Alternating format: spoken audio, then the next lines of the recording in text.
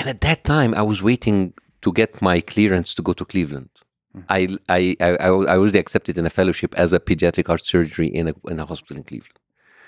And I said, like, all right, I'm just going to do a couple of videos. Maybe I'm going to put it on the internet. And maybe after a year or two, after I come back from the fellowship, somebody will come, hey, why don't you write a show that looks like Jon Stewart? That was my mind. Took 5 weeks. I had my first contract of television.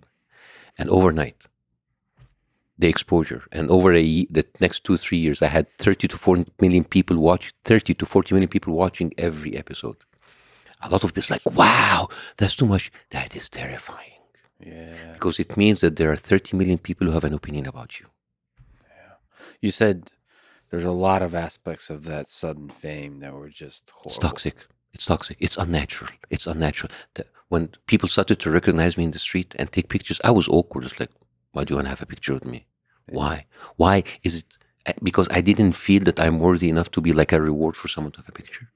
And I didn't understand it. I was kind of an ass sometimes because people thought it was arrogance. No, it was confusion.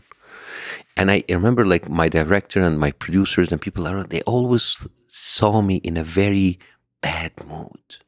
It's like, why are you not enjoying this? It's like, because this is not natural. This is not natural. This adoration, this love, and this have to end somehow. And it did.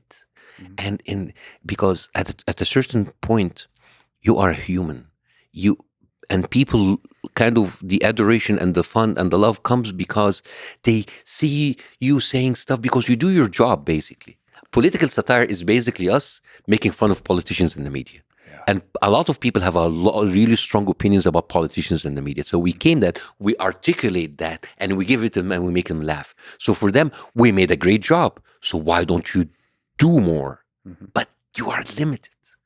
And at a certain time, you can't. And at a certain time, you're afraid because we're humans.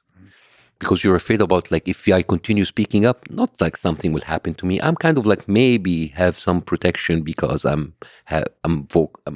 people see me. But what are people around you?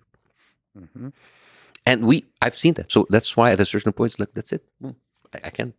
I mean, there's a lot of things to say there, but one of the difficult things of fame in your situation is you're not just having fun, you're criticizing power. Yeah.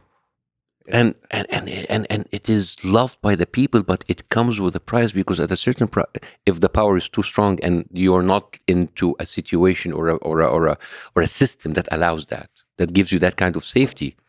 So what happened? What happened? So